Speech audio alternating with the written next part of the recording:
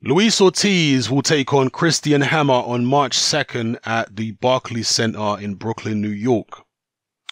Actually, is the Barclays in Brooklyn, New York? I forget now. Maybe it's not in Brooklyn. Is it in Brooklyn? I swear it's in Brooklyn, isn't it? I don't know. You guys tell me. You guys who are from New York, you tell me. But I swear the Barclays is in Brooklyn.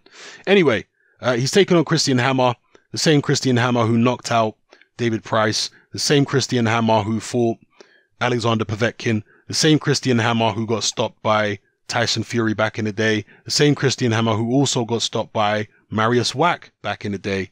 Yeah, that Christian Hammer. He's a tough guy. He will normally give you rounds. So it'll be interesting to see what Luis Ortiz can do with him. I'm certainly not expecting Christian Hammer to win the fight or even be particularly competitive. I'm expecting Hammer to go in there and try and survive as long as he can. If Christian Hammer actually tries to win, then there is a good chance he's going to get knocked out. But if he goes in there and tries to survive like he did against Povetkin, there's a good chance he could go the distance. I mean, Travis Kaufman wasn't too far off going the distance against Luis Ortiz in Ortiz's last fight.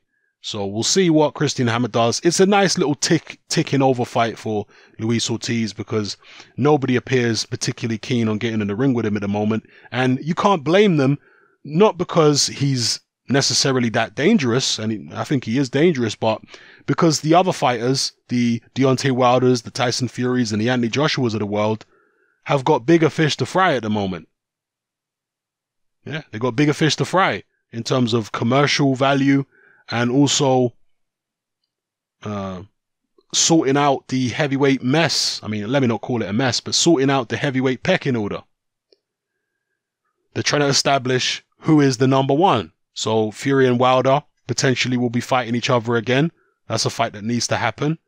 AJ's trying to fight one of them. If not, then take on Dylan White, who's highly ranked, and that'll be a pay-per-view. So, you know, they've got bigger fish to fry than Ortiz, who is not a pay-per-view fighter, who's not a big name anywhere in the world, who is dangerous and is talented, but there isn't much incentive for any of the big boys to fight him right now.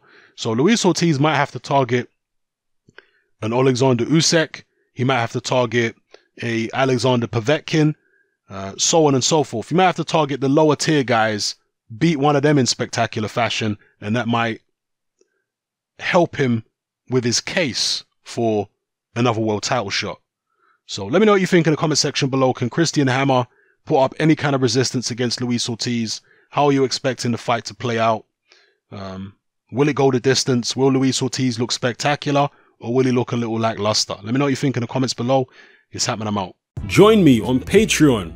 I upload a minimum of 2 podcasts every single week, covering a wide variety of controversial topics, as well as live stream Q&A sessions. Take a look on screen right now at some of the podcasts I've produced so far.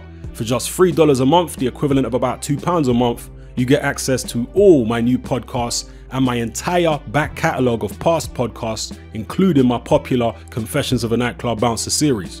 You can listen on your computer or on your smartphone or tablet by downloading the Patreon app from the Google Play Store or the App Store for free. The Patreon app also allows you to download each podcast in MP3. For less than the price of a cup of coffee, you get access to dozens of hours of exclusive content. It's easy to sign up, there's no contract, and you can cancel at any time. So come and join our community of free and critical thinkers by signing up with me here on Patreon today.